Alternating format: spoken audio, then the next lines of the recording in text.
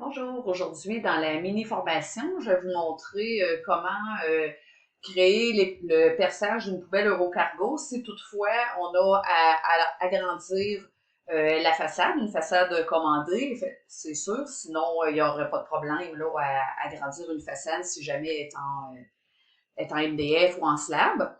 Ça fait que je vais partir dans le fond pour vous montrer un peu là, à quoi ça va ressembler. C'est que dans le fond, c'est ce qu'on veut. Donc, comme on peut voir, quand on agrandit la façade sur un côté, on perd notre perçage. On ne le voit plus. Ça fait que je vais retourner ici. Avant d'agrandir quoi que ce soit, qu'est-ce qu'on va faire? C'est qu'on va venir s'ajouter une façade. Donc, new part. Moi, j'aime bien aller prendre la clip back support parce que c'est déjà blanc. On n'a pas besoin d'avoir quelque chose qui est vu.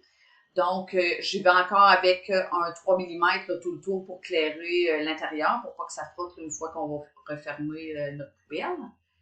Ça fait que, comme ça, je vais aller la placer.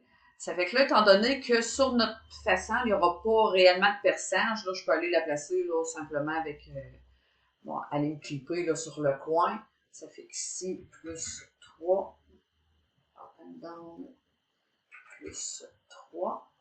Puis ici, mon caisson, il y a 5,95 plus 4 mon bumper, moins 16,25 ma façade. Fait que si on y va comme ça, ma façade, ma doublure est comme ça. Fait que je peux aller la renommer aussi doublure.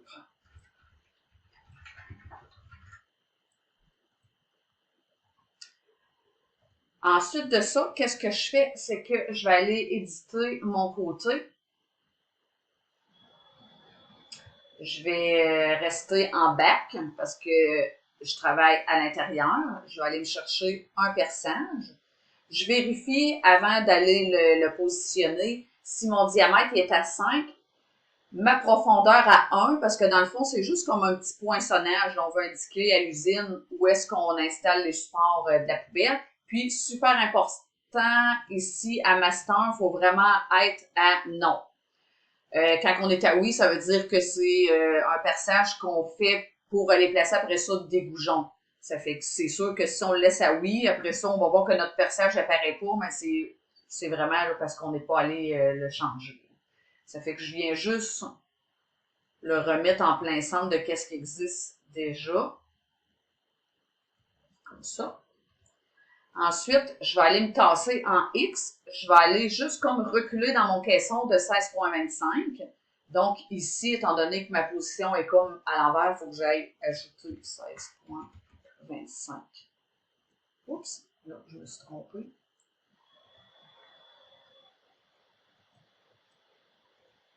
Je vais aller, c'était en X. 16,25. Ici, plus 16,25.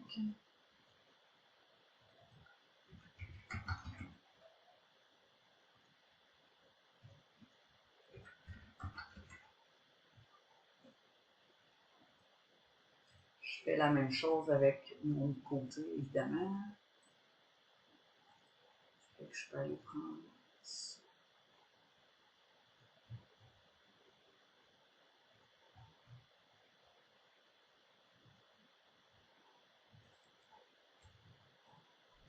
Cette fois-là, je vais en moins.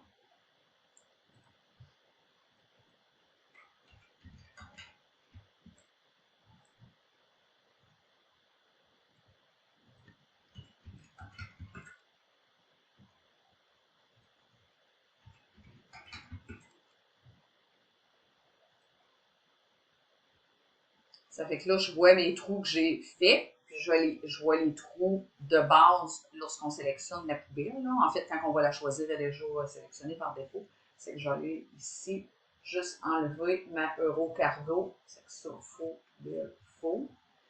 C'est sûr qu'il n'y aura plus de perçage sur la porte. De toute façon, c'est une porte commandée, on s'entend là, que ça n'arrive pas de perçage. Puis de toute façon, c'est fait en usine, ça fait que ça, il n'y a pas de problème. Là, on n'est pas obligé d'en refaire, là, parce que de toute façon, ça va être fait là, avec un gabarit. L'important, c'est d'en avoir là, sur nos côtés. Fait que si on regarde de côté, en face, on voit que c'est juste des trous de 1 mm. C'est juste poinçonné. Ça fait qu'on est sûr d'être correct. À ce moment-là, peu importe ce que je fais avec ma porte, que je aille d'un côté ou l'autre, je l'agrandirai de n'importe quel sens. Mon perçage reste au même endroit parce que je l'ai fait à la main. Ça fait que c'est juste ça. Important aussi d'indiquer dans les commentaires de quel côté la porte dépasse. Sinon, tout est fait là, au niveau technique. Merci!